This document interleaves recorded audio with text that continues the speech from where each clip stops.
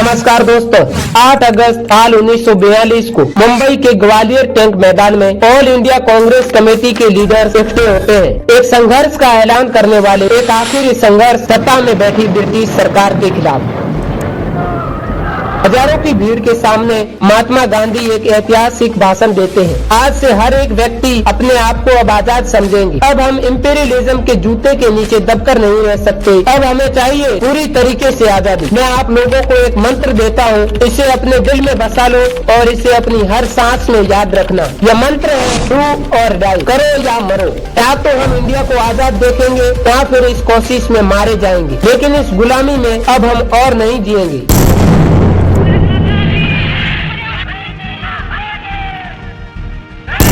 तरीके से शुरुआत होती है क्विट इंडिया मूवमेंट की, भारत छोड़ो आंदोलन। ब्रिटिश सरकार जानती थी इसके बारे में और कुछ महीने पहले से ही ब्रिटिश राज की होम डिपार्टमेंट काम कर रही थी एक 3 स्टेज प्लान पर इस मूवमेंट को खत्म करने के लिए। स्टेज 1 प्रोपेगेंडा का इस्तेमाल किया जाए, पूरी मीडिया पर इस तरीके से कंट्रोल बनाया जाए कि कोई भी अखबार इसकी खबर ही ना छाप पाए। स्टेज 2 कांग्रेस ऑर्गेनाइजेशन के दफ्तरों पर रेड मारकर इनके फंड सीज कर लेना और कांग्रेस के सारे लीडर्स को अरेस्ट कर लेना। स्टेज 3 मास मूवमेंट को सप्रेस करने के लिए इमरजेंसी पावर्स का इस्तेमाल करना, कांग्रेस के लीडर्स को एंटी नेशनल घोषित कर देना और इस तरीके से मूवमेंट को शुरू होने से पहले ही खत्म कर देना। अगले दिन 9 अगस्त महात्मा गांधी, पंडित जवाहरलाल नेहरू, सरदार वल्लभ भाई पटेल, मौलाना आजाद और सारे टॉप लीडर्स कांग्रेस के, इन्हें अरेस्ट करके जेल में डाल दिया जाता है और अगले कई सालों तक ये लीडर्स जेल से बाहर नहीं आने थे। फिर सवाल ये कि इस मूवमेंट को आगे कैसे बढ़ाया जाए। आज की वीडियो में आप इंस्पिरेशन की एक जबरदस्त दास्तान सुनेंगे।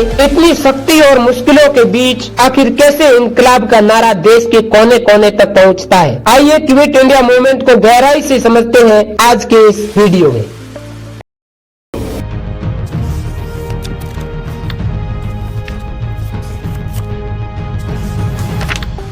इस मूवमेंट को शुरू होने से एग्जैक्टली 2 साल पहले की बात है।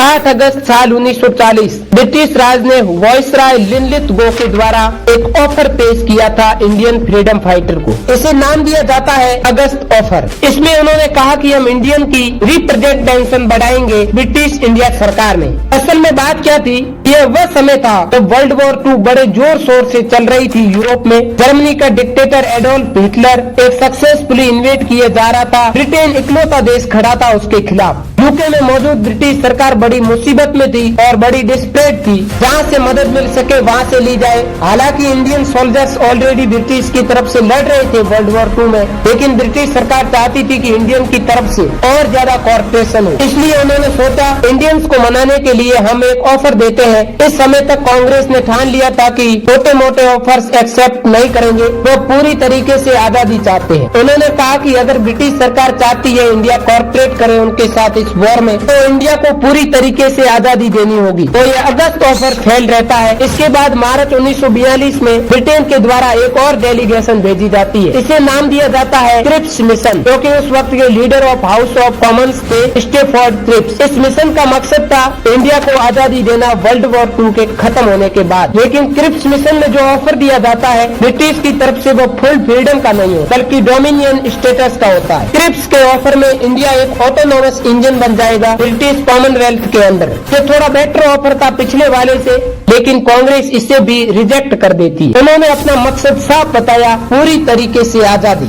अब तक कांग्रेस के लीडर्स इन ऑफर्स और नेगोशिएशन से तंग आ चुके थे। कुछ महीने बाद 14 जुलाई 1942 को वर्धा कमेटी में एक सिविल डिसओबीडियंस मूवमेंट शुरू करने का रेजोल्यूशन बनाया जाता है। उस वक्त के प्रोमिनेंट लीडर्स जैसे कि सरदार वल्लभ भाई पटेल, राजेंद्र प्रसाद और जयप्रकाश नारायण ने बहुत दिलचस्पी दिखाई इस इनिशिएटिव में। वार्धा मीटिंग के 9 दिन बाद 23 जुलाई लॉर्ड एमरी विस्काउंट क्रैनबोरन को एक चिट्ठी लिखते हैं। वे बताते हैं कि जो रेजुलेशन इस बार की वार्धा मीटिंग में लिया गया है वह 7 अगस्त को ऑल इंडिया कांग्रेस कमेटी की मीटिंग में अप्रूव किया जाएगा और इसके बाद एक मास मूवमेंट शुरू होगी जो ब्रिटिश एम्पायर की सियासत के लिए एक डायरेक्ट चैलेंज होगा। हमें कड़ी से कड़ी मेजर्स लेनी चाहिए। यहाँ पर इस चिट्ठी में लिखा होता है, if necessary we have to contemplate therefore the problem arrest of Gandhi and of the members of the working committee. यह भी मेंशन किया जाता है कि कुछ कांग्रेस के लीडर्स को अफ्रीका डिपोर्ट कर दिया जाए ताकि मूवमेंट शुरू ही न हो पाए।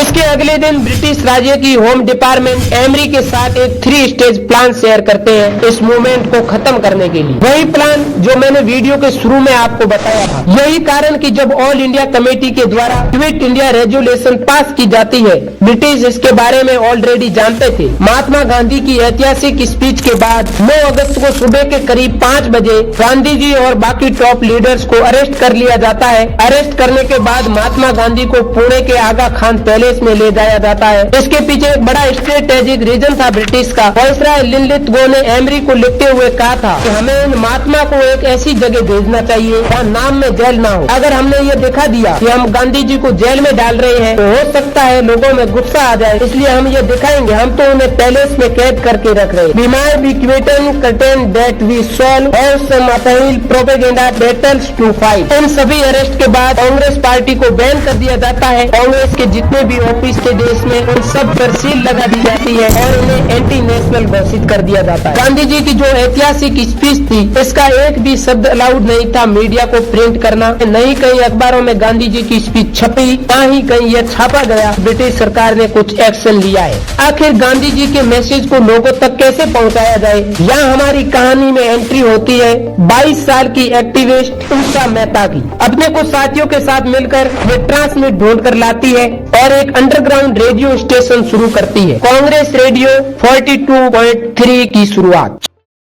This is the Congress Radio calling on 42.34 meters from somewhere। 14 अगस्त का वह दिन था जब इस अंडरग्राउंड रेडियो स्टेशन की शुरुआत हुई और जो शब्द आपने अभी सुने वो खुद उषा मेहता के। इस रेडियो के जरिए ऑल इंडिया कांग्रेस कमेटी के संदेशों को देश के कोने कोने तक पहुंचाया गया और ब्रिटिश राज के प्रोपेगेंडा को टक्कर देने लगे ऐसे अंडरग्राउंड मीडिया चैनल। अपने लोकेशन को हिडन रखने के लिए उस समय उषा मेहता संदेशों में कहा करती थी कि this is Congress radio from somewhere in India, लेकिन एक्चुअली में वो बॉम्बे से ही ऑपरेट कर रही थी। ब्रिटिश सरकार को इस रेडियो का सोर्स ढूंढने में करीब 3 महीने का समय लगा, लेकिन तब तक बहुत से लोग ऑलरेडी जागरूक हो चुके थे। धीरे धीरे ऑल इंडिया रेडियो को एंटी इंडिया रेडियो बुलाया जाने लगा जब कांग्रेस रेडियो को जाम करने की कोशिश करी जाने लगी। फाइनली जाकर 12 नवंबर साल 1942 में ब्रिटिश सरकार उषा मेहता को अरेस्ट कर लेती है, उनकी सारी इक्विपमेंट सीज कर ली जाती है और 6 महीने तक जबरदस्त तरीके से इंट्रोगेट करने के बावजूद भी ब्रिटिश के सामने वह अपना मुंह नहीं खोलती। आगे चलकर साल 1969 में जब उनका इंटरव्यू लिया गया उन्होंने यह कहा था मीडिया का पूरे तरीके से मुंह बंद कर दिया जाए तो एक ट्रांसमिट जरूर मदद करता है देश के कोने कोने तक इंकलाब का संदेश पहुंचाने के लिए।